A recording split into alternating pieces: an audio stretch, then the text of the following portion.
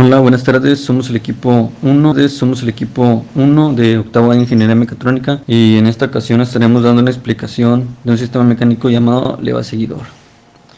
Mis compañeros Melissa Díaz, Jonathan Morales, Yosabat Contreras, Kevin Alberto, Francisco Vázquez y su servidor Víctor Garza estaremos explicando en qué consiste el mecanismo, sus partes, daremos una explicación global, daremos algunos ejemplos y usos del mismo. Para comenzar esta explicación estaré hablándoles y nombraré sus partes. Pero primero tenemos que entender o visualizarnos qué es un mecanismo leva seguidor. Y pues este está conformado en este caso por dos piezas que a su vez al hacer un ensamble de estas terminamos por completar el mecanismo. Esta pieza tiene como primera parte la leva y como segunda parte la corredera. Hablaremos primeramente de lo que es una leva. Y la leva pues permite transformar un movimiento giratorio en uno alternativo lineal. Una leva está sujeta por un eje en un punto que no es un centro geométrico, sino que está alzado del centro. En la mayoría de los casos tiene forma ovoide. Y tenemos que es la corredera, instrumento mecánico que permite el desplazamiento rectilíneo entre dos cuerpos por medio de deslizamiento. Y ya con estas dos partes pues tendríamos el mecanismo leva.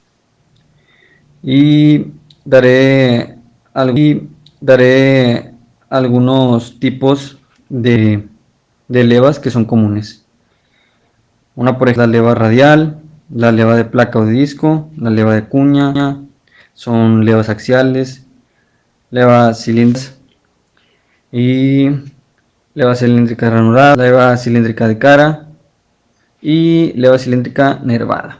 Esas son algunas de las más comunes que se utilizan en los mecanismos.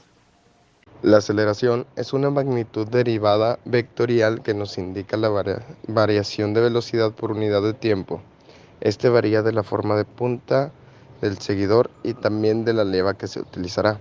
Dependiendo su pendiente y distancia aplicada, la aceleración cambiará. Levas de disco o radiales. Tienen en mente la línea de acción del seguidor es perpendicular al eje de la leva y hace contacto con esta por medio de un resorte. Son las más empleadas. Levas cilíndricas o axiales, denominadas también levas de tambor. Estas levas llevan mecanizadas una o más ranuras en su superficie que hacen de guía del seguidor, provocando su desplazamiento en direcciones paralelas al eje de giro de la leva. Levas frontales.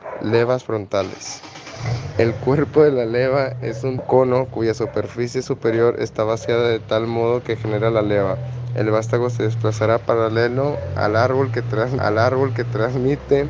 El mecanismo leva seguidor es un sistema que permite transformar un movimiento rotatorio. Se basa en un elemento de contorno no circular que gira sobre un punto.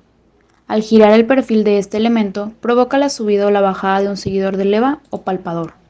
Las principales características de este mecanismo es que el contacto entre la leva y el seguidor debe ser permanente para poder transmitir el movimiento. La característica única de una leva es que puede impartir movimientos muy diferentes a su seguidor. Además de que este mecanismo es muy sencillo y poco costoso. De acuerdo con el movimiento del seguidor. 1. Seguidor. Con el movimiento de traslación, la dirección del movimiento del seguidor con respecto al eje de rotación de la leva determinada el tipo de movimiento. Así se tiene seguidores radiales. El eje del seguidor pasa por el eje de rotación de la leva de disco y seguidor de cuña. Excéntricos. El eje del seguidor no pasa por el eje de rotación de la leva. Axiales, cuando el seguidor se mueve paralelo al eje de rotación de la leva cara.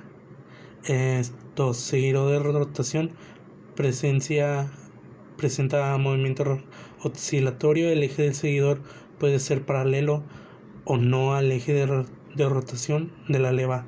3. Seguidor con el movimiento complejo. El seguidor hace parte del mecanismo. En nuestros diagramas de desplazamiento, por lo común, un mecanismo leva-seguidor es un dispositivo de un grado de libertad. La leva es impulsada por el movimiento de entrada, conocida casi siempre por un motor que gira a la velocidad angular constante. La ley de movimiento del seguidor, que depende de la coordenada generalizada por la leva, está condicionada por el proceso tecnológico a cumplir. Durante el periodo de rotación de leva, el seguidor ejecuta una serie de movimientos como los que se muestran en el video. Antes de que se pueda determinar el control de la leva, es necesario elegir el movimiento con el que requerimiento del sistema.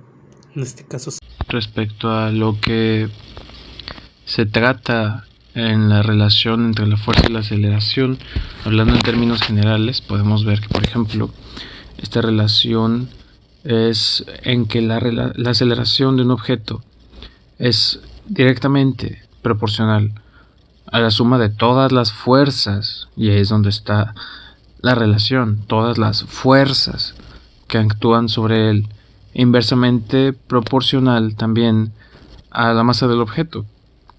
Y bueno, cuando nos referimos a esto, pues es la cantidad de materia que el objeto tiene, pero lo que definimos como la relación entre la fuerza y la aceleración es que es directamente proporcional a la suma de todas las fuerzas que actúan sobre el objeto en cuestión.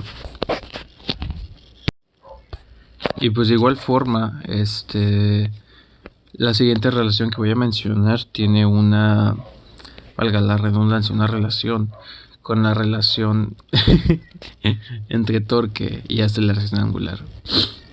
¿Y por qué existe una relación entre la relación de torque y aceleración angular con la de fuerza con aceleración normal, que es de la segunda ley de Newton?